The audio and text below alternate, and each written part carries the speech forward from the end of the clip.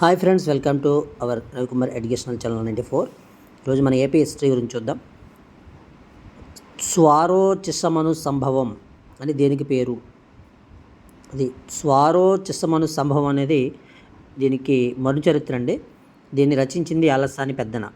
శ్రీకృష్ణదేవరాయల అలసాని పెద్దనలకు గండ పెండేరం తొడిగి పల్లకి మోసి ఏ గ్రామాన్ని అగ్రహారంగా సత్కరించారు అంటే కోకట గ్రామము. నాదెండ్ల అప్పయ్యమాచ్యుడు ఎవరంటే మంత్రి తిమ్మరుసు గారి మేనల్లుడు. మాదయ్య గారి మల్లన్న తన రాజశేఖర చరిత్రను నాదెండ్ల అప్పయ్యమాచ్యులకి అంకితం ఇచ్చెను. గొబ్బూరి నరసరాజు ఎవరు అంటే ఆలియ రామరాయల యొక్క మేనల్లుడు. అయ్యలరాజు రామభద్రుడు రామాభ్యుదయమును గొబ్బూరి నరసరాజుకు అంకితం చేశాడు. ఇక్కడ మనం గమనించినట్లయితే గ్రంథ రచయితలు, గ్రంథాలు వారు అంకితం చేసినటువంటి విషయాలు ఎవరికి అంకితం చేశారో చెప్తున్నాం. రామరాజభూషణుడు సరసభూపాలీయమును గొబ్బూరు నరసరాజుకి అంకితం చేశాడు. గొబ్బూరు నరసరాజు 2 సార్లు అంకితం ఇచ్చారు, చూసుకోవాలి. వసు చరిత్రను తిరుమల రాయలకు అంకితం చేశాడు. రామరాజభూషణుడే సరసభూపాలీయము, అదేవిధంగా వసు చరిత్ర రెండింటిని కూడా రచించాడు. తిరుమల రాయలకి వసు చరిత్రను, గొబ్బూరు నరసరాజుకు సరసభూపాలీయం అంకితం ఇచ్చాడు. నంద్యాల కృష్ణమరాజు ఎవరు అంటే ఆరవీటి రాజుల బంధువు నంద్యాల కృష్ణమరాజు. పింగళి సూరణ కళాపూర్ణోదయం రచించినటువంటి పింగళి సూరణ నంద్యాల కృష్ణమరాజుకు అంకితం చేశాడు కళాపూర్ణోదయంను. తెనాలి రామకృష్ణుడు ఉద్భటారాజ్య చరిత్ర ఇది తెనాలి రామకృష్ణుడు కూడా దాని అంకితం అయితే చేశారు. తర్వాత చూడండి, విరూరి వేదాద్రి. తెనాలి రామకృష్ణుడు తన పాండురంగ మహాత్మ్యమును విరూరి వేదాద్రికి అంకితం చేశాడు. హరిహరుడు ఎవరంటే సింహాసన ద్వాత్రంశిక రచయిత అయినటువంటి కొరవి గోపరాజు హరిహరుడికి అంకితం ఇచ్చెను. దేనిని? సింహాసన ద్వాత్రంశిక అనేటువంటి దాన్ని.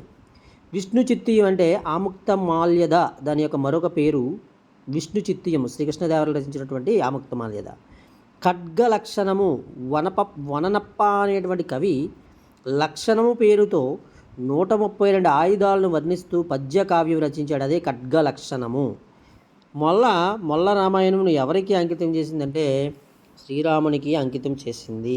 ఖడ్గ లక్షణం గుర్తుపెట్టుకోండి. వననప్ప అనే కవి లక్షణము పేరుతో 132 ఆయుధాలు వర్ణిస్తూ పద్య కావ్యం రచించాడు. కన్నడ సంగీత త్రైవని ఎవరిని పిలుస్తారంటే త్యాగరాజస్వామి, శ్యామశాస్త్రి, ముత్తుస్వామి దీక్షితార్. ఈ ముగ్గురిని కూడా కన్నడ సంగీత త్రైమని పిలుస్తారు. శ్రీకృష్ణదేవరాయల వీణ నేర్పిన వారు ఎవరంటే కృష్ణయ్య.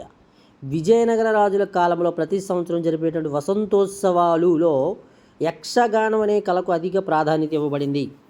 విజయనగర రాజుల కాలంలో సంగీత విద్వాంసులు ఎవరు పేరు పొందారంటే బండారు లక్ష్మీనారాయణ, రామయ్య మాచ్యుడు. కన్నడ సంగీత త్రయం అంటే త్యాగరాజస్వామి, శ్యామశాస్త్రి, ముత్తుస్వామి దీక్షితార్. గుర్తుపెట్టుకోండి. కృష్ణదేవరాయలకు వీణ నేర్పిన వారు కృష్ణయ్య.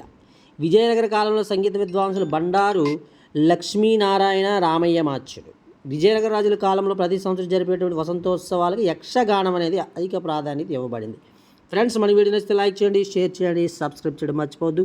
మీ ఫ్రెండ్స్ అండ్ ఫ్యామిలీ మెంబర్స్ కూడా షేర్ చేయండి. విలువైన సమాచారాలు వారు కూడా చేరవేసేటువంటి యజ్ఞంలో మీరు కూడా భాగస్వాములు అవ్వాలని కోరుకుంటూ ఉన్నాం. ఒక మంచి దృక్పథంతో free test series and free quizzes and free మెటీరియల్తో కూడినటువంటి కంటెంట్ని యాప్స్ లేకుండా ఎటువంటి ఫ్రీ కాస్ట్తో మీకు వీడియోస్ రూపంలో తయారు చేసి అందించడానికి సిద్ధంగా ఉన్నాం.